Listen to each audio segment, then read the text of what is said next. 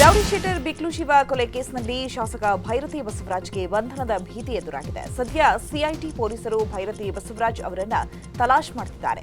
Byrathi ಬಂಧನಕ್ಕಾಗಿ CID 3 ತಂಡಗಳನ್ನು ರಚನೆ ಮಾಡಿದೆ.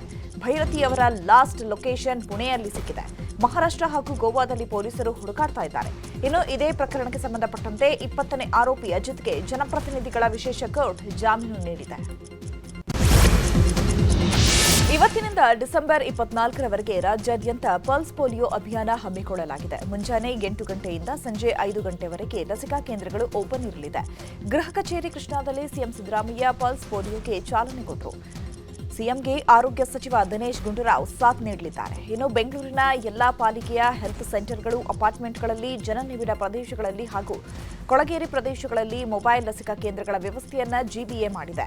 ನಗರದ ನರ್ಸಿಂಗ್, ವೈದ್ಯಕೀಯ, ಪ್ಯಾರಾಮೆಡಿಕಲ್ ವಿದ್ಯಾರ್ಥಿಗಳನ್ನು ಸ್ವಯಂ ಸೇವಕರನ್ನಾಗಿ ಅಭಿಯಾನಕ್ಕೆ ಬಳಸಿಕೊಳ್ಳಲಾಗಿದೆ.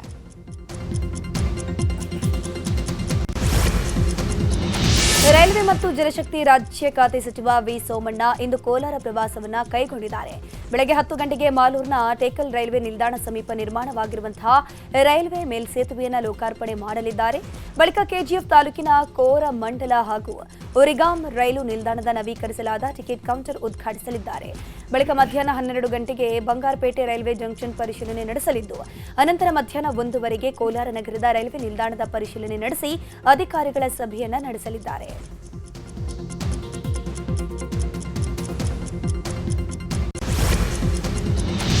ರಾಜ್ಯ ಕಾಂಗ್ರೆಸ್ನಲ್ಲಿ ಪವರ್ ಶೇರಿಂಗ್ ಗದ್ದಲದ ನಡುವೆ ಡಿಸಿಎಂ ಡಿಕೆ ಶಿವಕುಮಾರ್ ಸಿಎಂ ಸಿದ್ದರಾಮಯ್ಯನವರ ಪರಮಾಪ್ತರಾದ ಮಾಜಿ ಸಚಿವ ರಾಜಣ್ಣ ಅವರನ್ನ ಭೇಟಿಯಾಗಿದ್ದಾರೆ. ಬೆಂಗಳೂರಿನ ಖಾಸಗಿ ಅತಿಥಿ ಗೃಹದಲ್ಲಿ ಭೇಟಿಯಾಗಿ ಸುಮಾರು ಅರ್ಧ ಗಂಟೆಗೂ ಹೆಚ್ಚು ಕಾಲ ಇಬ್ಬರೂ ನಾಯಕರು ಮಾತುಕತೆ ನಡೆಸಿದ್ದಾರೆ.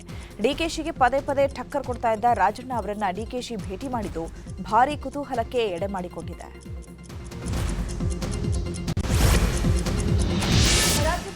ರಾಜಕೀಯ ಗೊಂದಲದ ಬಗ್ಗೆ ಎಐಸಿಸಿ ಅಧ್ಯಕ್ಷ ಮಲ್ಲಿಕಾರ್ಜುನ ಖರ್ಗೆಗೆ ಕೆಪಿಸಿಸಿಯ ಉಪಾಧ್ಯಕ್ಷ ವಿಆರ್ ಸುದರ್ಶನ್ ಪತ್ರ ಬರೆದಿದ್ದಾರೆ. ನಾಯಕತ್ವ ವಿಚಾರದಲ್ಲಿ ಹೀಗೆ ಗೊಂದಲ ಮುಂದುವರೆದರೆ ರಾಜ್ಯದಲ್ಲಿ ಪಕ್ಷದ ಬೆಳವಣಿಗೆಗೆ ತೊಡಕು ಉಂಟಾಗುತ್ತೆ. ಇದರ ಲಾಭವನ್ನ ಬಿಜೆಪಿ ಜೆಡಿಎಸ್ ಪಡ್ಕೊಳ್ಳುತ್ತೆ. ಕೂಡಲೇ ಎಐಸಿಸಿ ನೇತೃತ್ವದಲ್ಲಿ ಸಭೆ ಮಾಡಿ ಆದಷ್ಟು ಬೇಗ ಗೊಂದಲಗಳಿಗೆ ತೆರೆ ಎಳೆಯುವಂತೆ ಪತ್ರದಲ್ಲಿ ಉಲ್ಲೇಖಿಸಿದ್ದಾರೆ.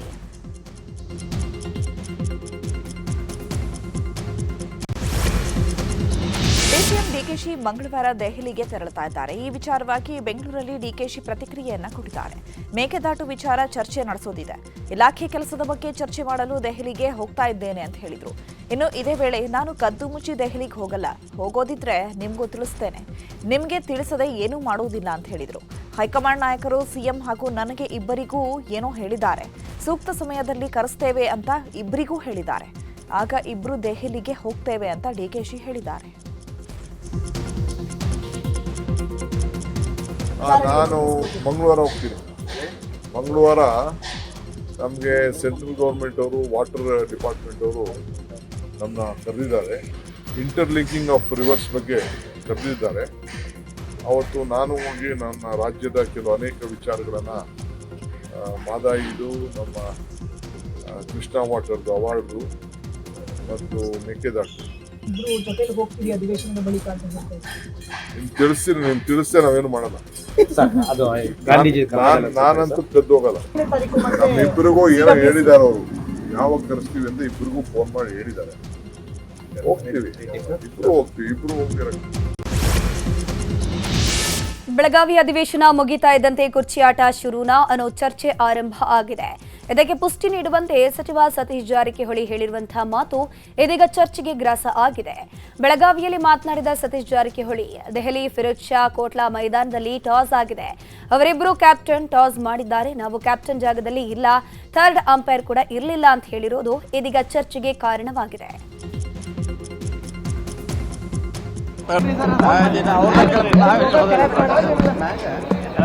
ಈಗ ನೋಡಿ, ಅವ್ರಿಬ್ರು ಕ್ಯಾಪ್ಟನ್ ಟಾಸ್ ಮಾಡಿದವ್ರು. ಅವರು ಅಚ್ಚಿತ್ ಬಿದ್ದೈತೆ ಡಬ್ ಬಿದ್ದೈತೆ ನಮ್ಗೆ ಗೊತ್ತಿಲ್ಲ. ಅದು ಡೆಲ್ಲಿ ಫಿರೋಜ್ ಕೋಟ್ಲಾ ಮೈದಾನದಲ್ಲಿ ಆಗಿದೆ. ಅಲ್ಲಿ ಅವ್ರನ್ನ ಕೇಳಬೇಕು. ನಾವು ಅಲ್ಲಿ ಇಲ್ಲ, ಕ್ಯಾಪ್ಟನ್ ಜಾಗದಾಗ ನಾವಿಲ್ಲ. ಹೆಡ್ ಟೇಲೋ ನಮ್ಗೆ ಗೊತ್ತಿಲ್ಲ.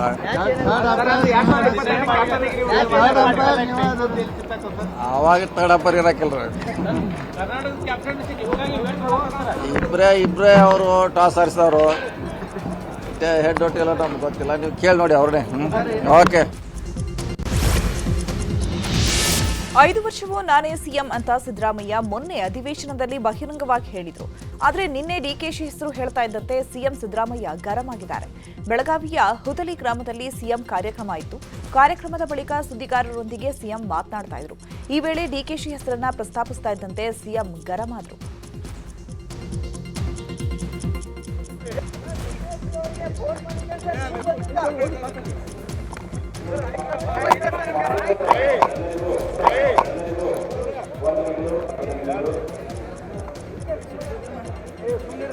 ಮಣ್ಣಿನ ಆರೋಗ್ಯ ಬಹಳ ಮುಖ್ಯ.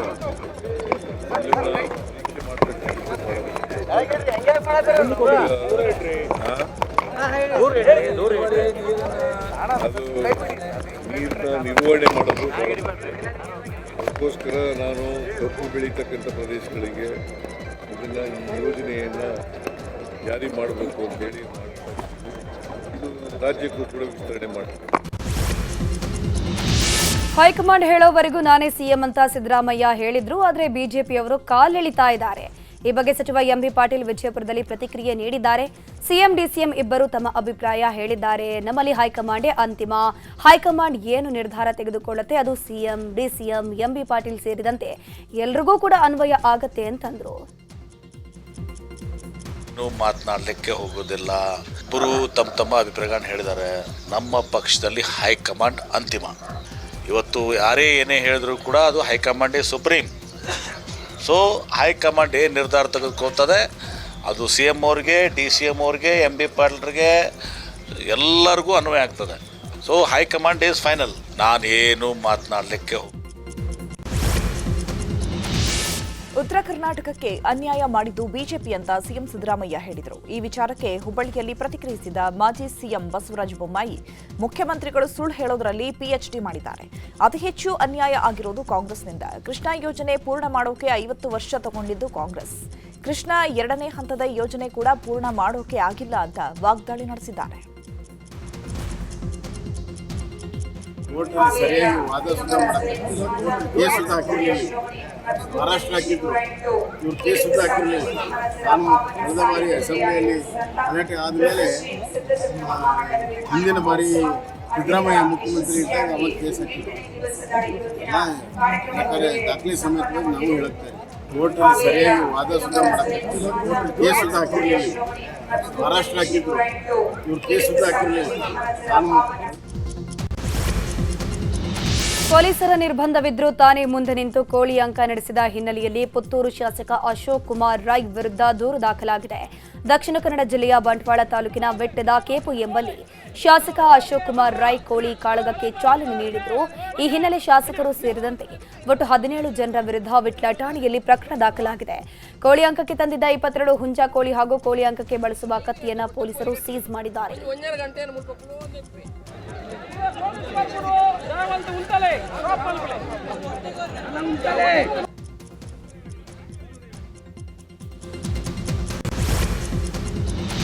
ಮಾತಾಶನ ಸೇರಿದಂತೆ ವಿವಿಧ ಬೇಡಿಕೆಗಳನ್ನು ಈಡೇರಿಸುವಂತೆ ದೇವದಾಸಿ ಹಾಗೂ ಮಸಣ ಕಾರ್ಮಿಕ ಮಹಿಳೆಯರು ಬೆಂಗಳೂರಿನ ಫ್ರೀಡಂ ಪಾರ್ಕ್ನಲ್ಲಿ ಪ್ರತಿಭಟನೆ ಮಾಡ್ತಾ ಇದ್ದಾರೆ. ಸರ್ಕಾರ ಕೂಡಲೇ ನಮ್ಮ ಬೇಡಿಕೆಗಳ ಬಗ್ಗೆ ಗಮನ ಹರಿಸಬೇಕು. ಮಾಸಾಶನ ಸಮಾಜದ ತಾರತಮ್ಯ ನೀತಿ ಮಟ್ಟ ಹಾಕುವಂತೆ ಮಹಿಳೆಯರು ಒತ್ತಾಯ ಮಾಡಿದರು. ಈಗಾಗಲೇ ಫ್ರೀಡಂ ಪಾರ್ಕ್ಗೆ ಕಾರ್ಮಿಕ ಇಲಾಖೆ ಅಧಿಕಾರಿಗಳು ಭೇಟಿ ನೀಡಿ ಮನವಿ ಪತ್ರ ಪಡೆದಿದ್ದು ಸರ್ಕಾರದಿಂದ ಸೂಕ್ತ ಉತ್ತರ ಬರದ ಹಿನ್ನೆಲೆ ಮಹಿಳೆಯರು ಅಹೋರಾತ್ರಿ ಹೋರಾಟವನ್ನು ಮುಂದುವರೆಸಿದ್ದಾರೆ. ದೇವದಾಸಿ ಮೋಚನೆ ಸಂಘಟನೆಯಿಂದ ಮಷಿನ ಕಾರ್ಮಿಕರು, ದೇವದಾಸಿ, ಒಂಟ ಮಹಿಳೆಯರು, DSS 3 ಸಂಘಟನೆ ಕಲಿತು ಜಂಟಿಯಾಗಿ ಹೋರಾಟ ಮಾಡತ್ತೇವೆ. ದೇವದಾಸಿ ಹೆಣ್ಮಕ್ಳಿಗೆ 10,000 ಪೆನ್ಷನ್ ಕುಂದಿರಬೇಕು ಮತ್ತು ಒಂಟ ಮಹಿಳೆಯರಿಗೂ ಪೆನ್ಷನ್ ಕುಂದಿರ್ಬೇಕಂಥೇಳಿ ನಾವು ಹೋರಾಟ ಮಾಡಕತ್ತಿದ್ದೆವು. ಮತ್ತು ಒಂಟ ಮಹಿಳೆಯರಿಗೆ, ದೇವದಾಸಿ ಹೆಣ್ಮಕ್ಳಿಗೆ ಅವ್ರ ಮಕ್ಕಳಿಗೆ ಶಿಕ್ಷಣ ಕೊಡಬೇಕು, ಅವ್ರ ಮಕ್ಕಳಿಗೆ ಬದುಕಲಿಕ್ಕೆ ಸಹಾಯ ಮಾಡಬೇಕು, ಅವರಿಗೆ ಜಾಗ ಕೊಡಬೇಕು, ಮನೆ ಕೊಡಬೇಕು ಅಂಥೇಳಿ ನಮ್ಮ ಸಂಘಟನೆಯಿಂದ ನಾವು ಹೋರಾಟ ಮಾಡಕತ್ತಿದ್ದೆವು. ಎಲ್ಲ ದೇವದಾಸಿ ತಾಯಿದವರಿಗೆ 5 ಎಕರೆ ಭೂಮಿ ಕೊಡಬೇಕು. ಅವರು ಯಾಕೆ ನಾವು ಇಷ್ಟು ರೋಡಿನ ಮೇಲೆ ಬಂದು ಕುಂದಿರ್ತೇವೆ, ಅವರು ಅವರು ಕಟ್ಕೋತಾರ ಅಂಥೇಳಿ ನಾವು ಹೋರಾಟ ಮಾಡಕತ್ತೀವಿ ಅಂತೇಳಿ ನಾನು ವಿವಿಧ ಬೇಡಿಕೆಗಳಿಗೆ ಆಗ್ರಹಿಸಿ ಗ್ರಾಮ ಪಂಚಾಯಿತಿ ನೌಕರರ ಸಂಘದಿಂದ ಅಹೋರಾತ್ರಿ ಪ್ರತಿಭಟನೆಗೆ ಕರೆ ನೀಡಲಾಗಿದೆ. ಬೆಂಗಳೂರಿನ ಫ್ರೀಡಂ ಪಾರ್ಕ್ನಲ್ಲಿ ರಾಜ್ಯದ ಹಲವೆಡೆಯಿಂದ ಬಂದಿರುವಂತಹ ಗ್ರಾಮ ಪಂಚಾಯಿತಿಯ ನೌಕರರು ಪ್ರತಿಭಟನೆಯಲ್ಲಿ ಭಾಗಿಯಾಗಿದ್ದಾರೆ. ಗ್ರಾಮ ಪಂಚಾಯಿತಿ ನೌಕರರಿಗೆ ಕನಿಷ್ಠ ವೇತನ, ಖಾಲಿ ಹುದ್ದೆ ಭರ್ತಿ, ವಿವಿಧ ಸವಲತ್ತುಗಳು ಸೇರಿದಂತೆ ವಿವಿಧ ಬೇಡಿಕೆಗಳನ್ನು ಈಡೇರಿಸೋಕೆ ಆಗ್ರಹಿಸಿ ಪ್ರತಿಭಟನೆ ಮಾಡ್ತಾ ಇದ್ದಾರೆ. ಇಂದು ಪ್ರತಿಭಟನೆಯಲ್ಲಿ ಸುಮಾರು 5 ರಿಂದ 6 ಸಾವಿರ ಜನರು ಭಾಗವಹಿಸುವಂತಹ ಸಾಧ್ಯತೆ ಇದೆ. ಕನಿಷ್ಠ ವೇತನ ಪ್ರತಿ 4 ವರ್ಷಕ್ಕೊಂದ್ಸಲ ರಿವೈಸ್ ಮಾಡಬೇಕಾಗಿತ್ತು ಪರಿಷ್ಕರಣೆ. ಈಗ 5 ವರ್ಷ ಆದರೂ ಇದನ್ನು ಪರಿಷ್ಕರಣೆ ಮಾಡಿಲ್ಲ. ಸರ್ಕಾರ ಇನ್ನೂವರೆಗೂ ಅದು ಅಂತಿಮ ಮಾಡಲಿಕ್ಕೆ ಆಗ್ತಾ ಇಲ್ಲ. ಕಾರ್ಮಿಕ ಇಲಾಖೆಯ ಸಚಿವರು ಅವ್ರು ಮೀಟಿಂಗ್ ಮಾಡಿದರು, 2 ಮೀಟಿಂಗು. ಅಲ್ಲಿ ಯಾವುದೂ ಇತ್ಯರ್ಥಗೊಳ್ಳದೇ ಅದನ್ನು ಈಗ ಮುಖ್ಯಮಂತ್ರಿಗಳ ಕಡೆಗೆ ಆ ಫೈಲ್ ಕಳಿಸಿಬಿಟ್ಟಿದ್ದಾರೆ. ಈಗ ಮುಖ್ಯಮಂತ್ರಿಗಳು ಅದನ್ನು ತೀರ್ಮಾನ ಮಾಡಬೇಕು. ಒಂದು ಎರಡನೇದು ಸೇವಾ ಹಿರಿತನದಲ್ಲಿ ಸ್ಯಾಲ್ರಿ ಕೊಡಬೇಕು ಅಂತ ಕೇಳಿದ್ವಿ. ಇನ್ಕ್ರಿಮೆಂಟು 5 ವರ್ಷ, 10 ವರ್ಷ, 15 ವರ್ಷ ಅಂತ ಅವರೇ ಪ್ರಪೋಸಲ್ ಕಳಿಸಿದ್ದಾರೆ. 1.5 ವರ್ಷ ಆಯಿತು ಆರ್ಥಿಕ ಇಲಾಖೆಗೆ ಹೋಗಿ. ಆ ಫೈಲ್ ಇವತ್ತಿನವರೆಗೂ ಕ್ಲಿಯರ್ ಆಗ್ತಾಯಿಲ್ಲ. ಆಮೇಲೆ ಪೆನ್ಷನ್ ಕೇಳಿದ್ವಿ. 108 ಕೋಟಿ ರೂಪಾಯಿದು ಪೆನ್ಷನ್ ನಮ್ಮ 48,000 ಜನಕ್ಕೆ ತಿಂಗಳಿಗೆ ಒಂದು 6,000 ರೂಪಾಯಿ ಪೆನ್ಷನ್ ಸಿಗೋ ರೀತಿಯಲ್ಲಿ ಒಂದು. ಉಡುಪಿ ಜಿಲ್ಲೆ ಕಾಪುವಿನ ಲಾಡ್ಜ್ನಲ್ಲಿ ವೇಶ್ಯಾವಟಿಕೆ ನಡೆಸುತ್ತಿದ್ದ ಪಿಂಪ್ ಇಬ್ಬರನ್ನ ಪಡುಬಿದ್ರೆ ಪೊಲೀಸರು ಬಂಧಿಸಿದ್ದಾರೆ. ಕಿಂಗ್ ಪಿನ್ಗಳನ್ನ ಯತರಾಜ್ ಪೊಲಿಯಾ ಶೆಟ್ಟಿ ಮತ್ತು ನವೀನ್ ಪೂಜಾರಿ ಬಂಧಿತರಾಗಿದ್ದಾರೆ. ಕಾಪು ತಾಲೂಕಿನ ಯರ್ಮಾಳು ಗ್ರಾಮದ ಹೈವೇ ಪಕ್ಕದ ಟೂರಿಸ್ಟ್ ಹೋಮ್ ಲಾಡ್ಜ್ನಲ್ಲಿ ಮಹಿಳೆಯರನ್ನ ಇರಿಸಿಕೊಂಡು ವೇಶ್ಯಾವಟಿಕೆ ನಡೆಸುತ್ತಿರುವ ಬಗ್ಗೆ ಖಚಿತ ಮಾಹಿತಿ ಪಡೆದು ಪೊಲೀಸರು ದಾಳಿ ನಡೆಸಿದರು. ವಿಜಯಪುರದಲ್ಲಿ ನೂತನ 102 ನಗರ ಸಾರಿಗೆ ಬಸ್ಗಳಿಗೆ ಸಚಿವ ರಾಮಲಿಂಗಾರೆಡ್ಡಿ ಚಾಲನೆ ನೀಡಿದ್ದಾರೆ. ನಗರದ ದರ್ಬಾರ್ ಹೈಸ್ಕೂಲ್ನಲ್ಲಿ ನಡೆದ ಕಾರ್ಯಕ್ರಮದಲ್ಲಿ ನೂತನ ಬಸ್ಗಳಿಗೆ ಚಾಲನೆ ನೀಡಿದರು. ಈ ವೇಳೆ ಸಚಿವ ಎಂಬಿ ಪಾಟೀಲ್, ಶಾಸಕ ಬಸನಗೌಡ ಪಾಟೀಲ್ ಸೇರಿದಂತೆ ಹಲವರು ಉಪಸ್ಥಿತರಿದ್ದರು. ಬಳಿಕ ಮಾತನಾಡಿದ ಸಚಿವ ರಾಮಲಿಂಗಾರೆಡ್ಡಿ, ಮುಂದಿನ 2 ತಿಂಗಳಲ್ಲಿ 20 ನಾನ್ ಎಸಿ ಸ್ಲೀಪರ್, 20 ಎಸಿ ಸ್ಲೀಪರ್ ಹಾಗೂ 16 ಎಸಿ ಸೀಟರ್ ಸೇರಿದಂತೆ ಒಟ್ಟು 56 ಹೊಸ ವಾಹನಗಳ ಖರೀದಿಗೆ ಆದೇಶ ಹೊರಡಿಸುವ ಪ್ರಕ್ರಿಯೆ ಪ್ರಗತಿಯಲ್ಲಿದೆ ಅಂತ ಹೇಳಿದರು. ಅದು 4 ಜಿಲ್ಲೆ ಕೊಡ್ತಾರೆ. ಇದು ನಗರ ಸಾರಿಗೆಗೆ ಮತ್ತು ಒಂದು 400 ಬಸ್ಗೆ ಮತ್ತೆ ಆರ್ಡ್ರ್ ಕೊಟ್ಟಿದ್ದೀವಿ. ಅದೊಂದು ಇನ್ನೊಂದು 2-3 ತಿಂಗಳಲ್ಲಿ ಬರುತ್ತೆ. ಒಟ್ಟು ನಮ್ಮ ಅವಧಿಯಲ್ಲಿ 2.5 ವರ್ಷದಲ್ಲಿ 5,800 ಬಸ್ ತಗೊಂಡ್ವಿ. ಮತ್ತು ಹೋದ ಬಡ್ಜೆಟಲ್ಲೂ ಕೂಡ 2,000 ಬಸ್ಗೆ ಅನುಮೋದನೆ ಕೊಟ್ಟಿದ್ದರು. ಅದೆಲ್ಲ ಈಗ ಟೆಂಡರ್ ಆಗಿದೆ. ವಾಯು ಕರ್ನಾಟಕ, ಕಲ್ಯಾಣ ಕರ್ನಾಟಕ, KSRTC ಸುಮಾರು 10,000 ಜನಕ್ಕೆ 2.5 ವರ್ಷದಲ್ಲಿ ರಿಕ್ರೂಟ್ಮೆಂಟು ಮಾಡ್ಕೊಂಡಿದ್ದೀವಿ. ವಿಜಯಪುರ ವಿಶ್ವವಿಖ್ಯಾತ ಹಂಪಿ ಉತ್ಸವ ನಡೆಯುವ ವೇಳೆ ವಿಜಯನಗರ ಸಾಮ್ರಾಜ್ಯದ ಇಡೀ ಸಾರಾಂಶ ಸಾರುವ ಧ್ವನಿ ಮತ್ತು ಬೆಳಕು ಕಾರ್ಯಕ್ರಮ ಹಮ್ಮಿಕೊಳ್ಳಲಾಗಿತ್ತು. ಹಂಪಿಯ ಆನೆಲಾಯ, ಒಂಟೆಲಾಯ ಬಳಿ ನಡೆದ ಕಾರ್ಯಕ್ರಮದಲ್ಲಿ ಕೇಂದ್ರ ಹಣಕಾಸು ಸಚಿವೆ ನಿರ್ಮಲಾ ಸೀತಾರಾಮನ್ ಭಾಗಿಯಾಗಿದ್ದರು. ವಿವಿಧ ಕಲೆಗಳಾದ ಹುಲಿವೇಷ, ಡೊಳ್ಳು ಕುಣಿತ, ವೀರಗಾಸೆ, ಭರತನಾಟ್ಯ ಸೇರಿದಂತೆ ಹಲವು ಸಾಂಸ್ಕೃತಿಕ ಕಾರ್ಯಕ್ರಮ ನಡೆದಿದ್ದು, ಚಳಿಯನ್ನು ಲೆಕ್ಕಿಸದೆ ನಿರ್ಮಲಾ ಸೀತಾರಾಮನ್ ಕಾರ್ಯಕ್ರಮ ವೀಕ್ಷಿಸಿದರು.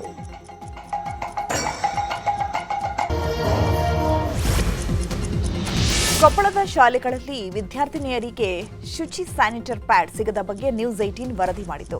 ನ್ಯೂಸ್ 18 ವರದಿ ಮಾಡ್ತಾ ಇದ್ದಂತೆ ಜಿಲ್ಲಾ ಮಟ್ಟದಲ್ಲಿಯೇ ಸ್ಯಾನಿಟರ್ ಪ್ಯಾಡ್ ಖರೀದಿಸುವಂತೆ ಆರೋಗ್ಯ ಮತ್ತು ಕುಟುಂಬ ಕಲ್ಯಾಣ ಇಲಾಖೆಯ ಅಧೀನ ಕಾರ್ಯದರ್ಶಿ ಆದೇಶ ಮಾಡಿದ್ದಾರೆ.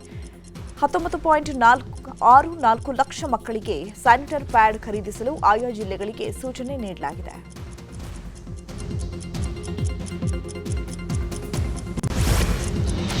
ರಸ್ತೆಗೆ ಹಾಕಿದ್ದ ಡಾಂಬರ್ ಅನ್ನ ಸ್ಥಳೀಯರು ಕಾಲಿನಲ್ಲೇ ಕಿತ್ತು ಹಾಕಿರುವ ಘಟನೆ ಚಿಕ್ಕಮಗಳೂರು ನಗರದ ನಾಯ್ಡು ರಸ್ತೆಯಲ್ಲಿ ನಡೆದಿದೆ. ರಸ್ತೆ ಮಧ್ಯೆ ನಿಂತು ಚಿನ್ನದ ರಸ್ತೆ ಅಂತ ಸ್ಥಳೀಯರು ವ್ಯಂಗ್ಯ ಮಾಡಿದ್ದು, ಕಳಪೆ ಕಾಮಗಾರಿ ವಿರುದ್ಧ ಆಕ್ರೋಶವನ್ನ ವ್ಯಕ್ತಪಡಿಸಿದ್ದಾರೆ. ಜನರನ್ನ ಫೂಲ್ ಮಾಡಬೇಡಿ, ಮಾಡೋ ಕೆಲಸವನ್ನ ಸರಿಯಾಗಿ ಮಾಡಿ. ಕಳಪೆ ಕಾಮಗಾರಿಯಿಂದ ಬೈಕ್ಗಳು ಸ್ಕಿಡ್ ಆಗ್ತಾ ಇದ್ದು, ಏನಾದರೂ ಅನಾಹುತವಾದರೆ ಯಾರು ಹೊಣೆ ಅಂತ ಸ್ಥಳೀಯರು ಆಕ್ರೋಶವನ್ನ ವ್ಯಕ್ತಪಡಿಸಿದ್ದಾರೆ.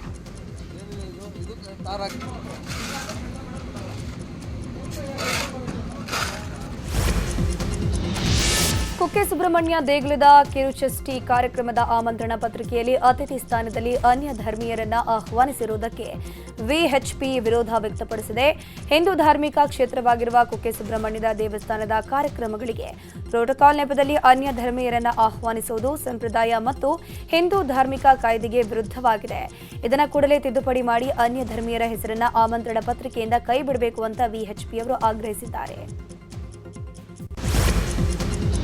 ಶಿವಮೊಗ್ಗ ಸೆಂಟ್ರಲ್ ಜೈಲಿಗೆ ಸೆಕ್ಯುರಿಟಿ ಇಲ್ಲದಂತಾಗಿದೆ. ಶಿವಮೊಗ್ಗ ಹೊರವಲಯದ ಸೋಗಾನಿಯಲ್ಲಿ ಕೇಂದ್ರ ಕಾರಾಗೃಹವಿದ್ದು ರಸ್ತೆ ಉದ್ದಕ್ಕೂ ಭಯಭೀತಗೊಳಿಸುವಂತಹ ವಾತಾವರಣ ನಿರ್ಮಾಣ ಆಗಿದೆ. ರಸ್ತೆಯಲ್ಲಿ ಕನಿಷ್ಠ ಪಕ್ಷ ಬೀದಿ ದೀಪಗಳ ಸೌಲಭ್ಯ ಕೂಡ ಇಲ್ಲವಾಗಿದ್ದು ಜನರ ಓಡಾಟಕ್ಕೂ ಕಷ್ಟ ಉಂಟಾಗಿದೆ. ಧಾರವಾಡ ಜಿಲ್ಲೆ ಯಮನೂರ ಗ್ರಾಮದಲ್ಲಿ ಅಧಿಕಾರಿಗಳ ನಿರ್ಲಕ್ಷ್ಯಕ್ಕೆ ನಮ್ಮ ಭೂಮಿ ನಮ್ಮ ತೋಟ ಯೋಜನೆ ನೆನೆಗುದಿಗೆ ಬಿದ್ದಿದೆ. ಬಡವರಿಗೆ ನೀಡಬೇಕಿರುವಂತಹ ಭೂಮಿಯನ್ನ ಅಧಿಕಾರಿಗಳು ನೀಡದೆ ಕೈತೋಟ ಕೃಷಿಗೆ ಸಂಬಂಧಿಸಿದ ಕೆಲಸ ಮಾಡೋಕೆ ಭೂಮಿ ಬಳಕೆ ಮಾಡಿಕೊಂಡಿದ್ದಾರೆ. 2006ರಲ್ಲಿ 1 ಎಕರೆ ಜಮೀನು ಖರೀದಿ ಮಾಡಿರುವ ಗ್ರಾಮ ಪಂಚಾಯಿತಿ ಅದೇ ವರ್ಷ 15 ಜನ ಫಲಾನುಭವಿಗಳ ಆಯ್ಕೆ ಮಾಡಿದ್ದು ತಹಶೀಲ್ದಾರ್ಗೆ ರವಾನೆ ಮಾಡಿದ್ದಾರೆ. ಆದರೆ ಈವರೆಗೆ ಯಾವೊಬ್ಬ ಫಲಾನುಭವಿಗೆ ಭೂಮಿಯನ್ನ ಕೊಟ್ಟಿಲ್ಲ. ಕೂಡಲೇ ಫಲಾನುಭವಿಗಳಿಗೆ ಭೂಮಿ ನೀಡುವಂತೆ ಸ್ಥಳೀಯರು ಆಗ್ರಹಿಸುತ್ತಿದ್ದಾರೆ. ಅಕ್ರಮ ಕಲ್ಲು ಗಣಿಗಾರಿಕೆಯಿಂದ ಅನ್ನದಾತರು ಕಂಗಾಲಾಗಿರುವ ಘಟನೆ ಕೊಪ್ಪಳ ಜಿಲ್ಲೆಯ ಹಿಟ್ನಾಳ ಹೋಬಳಿಯಲ್ಲಿ ನಡೆದಿದೆ. ಜಮೀನಿನಲ್ಲಿ ಅಕ್ರಮವಾಗಿ ದಾರಿ ಮಾಡಿಕೊಂಡು ಗ್ರಾನೈಟ್ಗಳನ್ನು ಸಾಗಿಸಲಾಗ್ತಾ ಇದೆ. ಇದರಿಂದ ರೈತರು ಬೆಳೆದ ಬೆಳೆ ನಾಶವಾಗ್ತಾ ಇದೆ. ಅಕ್ರಮ ಕಲ್ಲು ಗಣಿಗಾರಿಕೆಯಿಂದ ಶಿವಪುರ ಗ್ರಾಮದ ಯಲ್ಲಪ್ಪ ಅನ್ನೂರಿಗೆ ಸೇರಿದ 4 ಎಕರೆಯಲ್ಲಿ ಬೆಳೆದ ಮಾವಿನ ಬೆಳೆ ನಾಶವಾಗಿದ್ದು ಎಫ್ಐಆರ್ ದಾಖಲಿಸಿದ್ದಾರೆ. ದೂರು ದಾಖಲಾದರೂ ಕ್ರಮ ಕೈಗೊಳ್ಳಲು ಅಧಿಕಾರಿಗಳು ಹಿಂದೇಟು ಹಾಕಿದ್ದು ಅಧಿಕಾರಿಗಳ ವಿರುದ್ಧ ರೈತ ಯಲ್ಲಪ್ಪ ಆಕ್ರೋಶವನ್ನು ವ್ಯಕ್ತಪಡಿಸಿದ್ದಾರೆ. ಉಡುಪಿಯ ಶ್ರೀ ಪುತ್ತಿಗೆ ಮಠದ ಶಿಷ್ಯರಾದ ಯೋಗ ಗುರು ರಾಜೇಂದ್ರ ಎಂಕಮೂಲೆಯವರಿಗೆ ಅಂತಾರಾಷ್ಟ್ರೀಯ ಪುರಸ್ಕಾರ ದೊರಕಿದೆ. ಪ್ರಧಾನಿ ನರೇಂದ್ರ ಮೋದಿ ಪ್ರಶಸ್ತಿ ಪ್ರದಾನ ಮಾಡಿದ್ರು. ಪರ್ಯಾಯ ಪುತ್ತಿಗೆ ಶ್ರೀಪಾದರು ಶ್ರೀಕೃಷ್ಣ ಮುಖ್ಯ ಪ್ರಾಣರ ಆಶೀರ್ವಾದ ಅವರಿಗೆ ಸದಾ ಇರಲಿ ಅಂತ ಪ್ರಾರ್ಥಿಸಿ ಅಭಿನಂದಿಸಿದ್ರು. ಯೋಗ ಗುರು ರಾಜೇಂದ್ರ ಎಂಕಮೂಲೆ ಮಠದಲ್ಲಿ ನಿರಂತರವಾಗಿ ಯೋಗ ಕ್ಲಾಸ್ ನಡೆಸುತ್ತಿರೋದು ಹೆಮ್ಮೆಯ ವಿಷಯವಾಗಿದೆ ಅಂತ ಪುತ್ತಿಗೆ ಶ್ರೀಗಳು ಹೇಳಿದ್ದಾರೆ. ಅವರು ಯೋಗ ಕ್ಷೇತ್ರದಲ್ಲಿ ನಡೆಸಿದ ಸಂಶೋಧನೆಗಳು ಹಾಗೆ ಪ್ರಚಾರ ಕಾರ್ಯಕ್ರಮಗಳು ನಾವು ಸ್ವತಃ ಅದರಲ್ಲಿ ಭಾಗವಹಿಸಿಯೂ ಕೂಡ ಇದ್ದೇವೆ. ಅನೇಕ ಪುಸ್ತಕಗಳನ್ನು ಕೂಡ ಅವರು ಪ್ರಕಾಶನ ಮಾಡಿದ್ದಾರೆ. ಹೋದಲ್ಲೆಲ್ಲ ಅವರು ತನ್ನನ್ನೇ ಯೋಗಕ್ಕೆ ಅರ್ಪಣೆ ಮಾಡಿಕೊಂಡು ಎಲ್ಲ ಕಡೆ ಯೋಗದ ಬಗ್ಗೆ ವಿಶೇಷವಾದ ಪ್ರಚಾರವನ್ನು ಮಾಡಿದ್ದು ವಾಸುದೇವ ಕ್ರಿಯಾ ಯೋಗ ಎಂಬಂಥ ಹೊಸ ಒಂದು ತಂತ್ರವನ್ನು ಕೂಡ ಅವರು ಕಂಡುಹಿಡಿದಿದ್ದಾರೆ. ಅಂತಹ ನಮ್ಮ ಅಭಿಮಾನಿಗಳಾದಂಥ ಶ್ರೀ ರಾಜೇಂದ್ರ ಎಂಕರಮಲ್ಲೆ ಅವರಿಗೆ ಇವತ್ತು ಅಂತಾರಾಷ್ಟ್ರೀಯ ಯೋಗ ಪ್ರಶಸ್ತಿ ಸಿಕ್ಕಿದ್ದು ನಮಗೆ ತುಂಬ ಸಂತೋಷವಾಗಿದ್ದು ಉಡುಪಿ ಶ್ರೀಕೃಷ್ಣ ಮಠ ನಿತ್ಯೋತ್ಸವ ನಡೆಯುವ ಧಾರ್ಮಿಕ ಕೇಂದ್ರವಾಗಿದೆ. ಮಳೆಗಾಲ ಹೊರತುಪಡಿಸಿ ಪ್ರತಿದಿನ ಕೃಷ್ಣ ಮಠದಲ್ಲಿ ರಥೋತ್ಸವ ನಡೆಯುತ್ತೆ. ಮಠದಲ್ಲಿ ಹಲವು ಬಗೆಯ ರಥಗಳಿದ್ದು ಈಗ ಹೊಸದೊಂದು ರಥ ಸೇರ್ಪಡೆಯಾಗಿದೆ. ಪುತ್ತಿಗೆ ಮಠದ ಸುಗುಣೇಂದ್ರ ತೀರ್ಥ ಶ್ರೀಪಾದರು ತಮ್ಮ ಪರ್ಯಾಯದ ಸಮಾಪನ ಸಂದರ್ಭದಲ್ಲಿ ಪಾರ್ಥಸಾರಥಿ ಸ್ವರ್ಣ ರಥ ಸಮರ್ಪಿಸಿದ್ದು ಇದೀಗ ಈ ರಥ ಸಿದ್ಧವಾಗಿದೆ. ಡಿಸೆಂಬರ್ 27ರಂದು ರಥ ಕೃಷ್ಣ ದೇವರಿಗೆ ಅರ್ಪಣೆಯಾಗಲಿದೆ. ಶ್ರೀ ಸುಗುಣೇಂದ್ರ ತೀರ್ಥರ ಪೀಠ ಆರೋಹಣದ 50ನೇ ವರ್ಷ ಪೂರ್ಣಗೊಂಡ ಹಿನ್ನೆಲೆ ಈ ರಥ ನಿರ್ಮಿಸಲಾಗಿದೆ. ಮೈಸೂರು ಅರಮನೆ ಆವರಣದಲ್ಲಿ ಹಮ್ಮಿಕೊಳ್ಳಲಾಗಿದ್ದ ಸ್ತುತಿ ಶಂಕರ ಸ್ತೋತ್ರ ಮಹಾಸಮರ್ಪಣೆ ಕಾರ್ಯಕ್ರಮ ಸಂಪನ್ನಗೊಂಡಿದೆ. ಶ್ರೀ ಶಂಕರ ಭಾರತಿ ಮಹಾಸ್ವಾಮೀಜಿ, ಶ್ರೀ ಬ್ರಹ್ಮಾನಂದ ಭಾರತಿ ಸ್ವಾಮೀಜಿ, ಶ್ರೀ ವೇದಾಂತ ಭಾರತಿ ಸ್ವಾಮೀಜಿಗಳ ದಿವ್ಯ ಸಾನ್ನಿಧ್ಯದಲ್ಲಿ ಸ್ತುತಿ ಶಂಕರ ಸ್ತೋತ್ರ ಮಹಾಸಮರ್ಪಣೆ ಕಾರ್ಯಕ್ರಮ ಹಮ್ಮಿಕೊಂಡಿದ್ದು ಸಾವಿರಾರು ಭಕ್ತರು ಭಾಗಿಯಾಗಿದ್ದರು. ಇನ್ನು ಶಿವಮೊಗ್ಗ ಜಿಲ್ಲೆ ತೀರ್ಥಹಳ್ಳಿಯ ಪುರಾಣ ಪ್ರಸಿದ್ಧ ಶ್ರೀರಾಮೇಶ್ವರ ದೇವರ ಎಳ್ಳಮಾವಾಸ್ಯೆ ಜಾತ್ರಾ ರಥೋತ್ಸವ ಅದ್ದೂರಿಯಾಗಿ ನಡೆದಿದೆ. ಶ್ರೀರಾಮೇಶ್ವರ ಸ್ವಾಮಿಗೆ ಲಕ್ಷ್ಮೀ ತಂತ್ರಿಗಳ ನೇತೃತ್ವದಲ್ಲಿ ವಿಶೇಷ ಪೂಜೆ ನೆರವೇರಿಸಿದ್ದು ಬಳಿಕ ರಥೋತ್ಸವವು ಅದ್ದೂರಿಯಾಗಿ ನಡೆಸಲಾಯಿತು. ರಥೋತ್ಸವದಲ್ಲಿ ಸಾವಿರಾರು ಸಂಖ್ಯೆಯಲ್ಲಿ ಭಕ್ತರು ಆಗಮಿಸಿ ಶ್ರೀರಾಮೇಶ್ವರನ ಕೃಪೆಗೆ ಪಾತ್ರರಾದರು. ತುಮಕೂರಿನಲ್ಲಿ ನಡೀತಾ ಇರುವ ನ್ಯೂಸ್ 18 ಕರುನಾಡ ಹಬ್ಬಕ್ಕೆ ಭರ್ಜರಿ ರೆಸ್ಪಾನ್ಸ್ ಸಿಗ್ತಾ ಇದೆ. ನ್ಯೂಸ್ 18 ಕರುನಾಡ ಹಬ್ಬವನ್ನ ನ್ಯೂಸ್ 18 ಕನ್ನಡ ಸಂಪಾದಕ ಹರಿಪ್ರಸಾದ್ ಹಾಗೂ ತುಮಕೂರು ಜಿಲ್ಲಾ ಪೊಲೀಸ್ ವರಿಷ್ಠಾಧಿಕಾರಿ ಅಶೋಕ್ ಕೆವಿ ಹಾಗೂ ಸ್ಮೃತಿ ಡೆವಲಪರ್ಸ್ನ ಲೇಔಟ್ ಚಿದಾನಂದ್ ಉದ್ಘಾಟನೆ ಮಾಡಿದರು. ಕಾರ್ಯಕ್ರಮದಲ್ಲಿ ಸಹಸ್ರಾರು ಸಂಖ್ಯೆಯಲ್ಲಿ ಜನರು ಪಾಲ್ಗೊಂಡಿದ್ದರು. ಕರುನಾಡ ಹಬ್ಬಕ್ಕೆ ಬಂದಿದ್ದ ಪ್ರತಿಯೊಬ್ಬರೂ ಬಗೆ ಬಗೆಯ ತಿಂಡಿ ತಿನಿಸುಗಳನ್ನು ಸವಿದು ಎಂಜಾಯ್ ಮಾಡಿದರು. ಇದೇ ವೇಳೆ ಮಾತನಾಡಿದ Tumakuru SP Ashok KV news 18 ಮೊದಲ ಸ್ಥಾನ ಬಂದಿದ್ದಕ್ಕೆ ಸಂತಸವನ್ನು ವ್ಯಕ್ತಪಡಿಸಿದರು. ನ್ಯೂಸ್ 18 ಚೀಫ್ ಎಡಿಟರ್ ಅವರಿಗೆ ಮತ್ತು ನಮ್ಮ ಸ್ಫೂರ್ತಿ ಚಿದಾನಂದ್ ಅವರಿಗೆ ಅವ್ರ ಹೆಸರಲ್ಲೇ ಅವರು ಸ್ಫೂರ್ತಿ ಇಟ್ಕೊಂಡು ಬಿಟ್ಟಿದ್ದಾರೆ. ವಿಠಲ್ ಅವರು ನ್ಯೂಸ್ 18 ತುಮಕೂರು ಜರ್ನಲಿಸ್ಟ್. ಸೊ ಎಲ್ಲರಿಗೂ ವಂದನೆಗಳು. ನಿಮ್ಮೆಲ್ಲರಿಗೂ ಗೊತ್ತು ಈಗ ಹೇಗೆ 4th ಪಿಲ್ಲರ್ ಅಂತ ಮೀಡಿಯಾ ಅಂತ ಹೇಳ್ತೀವಿ. ಸೊ ಅವರು ತುಂಬ ಹತ್ತಿರವಾಗಿ ನಮ್ಮ ಜೊತೆ ಕೆಲಸ ಮಾಡ್ತಾರೆ. ಈಗ ನನ್ನ ಒಪಿನಿಯನ್ ಪ್ರಕಾರ ಜುಡಿಷಿಯರಿ ಅವರು ಬಿಟ್ಟರೆ ಇಷ್ಟು ಹತ್ತಿರವಾಗಿ ನಮ್ಮ ಪೊಲೀಸರ ಜೊತೆ ಕೆಲಸ ಮಾಡೋರು ಯಾರಾದರೂ ಇದ್ದರೆ ಅವರು ಮೀಡಿಯಾ, ನಮ್ಮ ನ್ಯೂಸ್ 18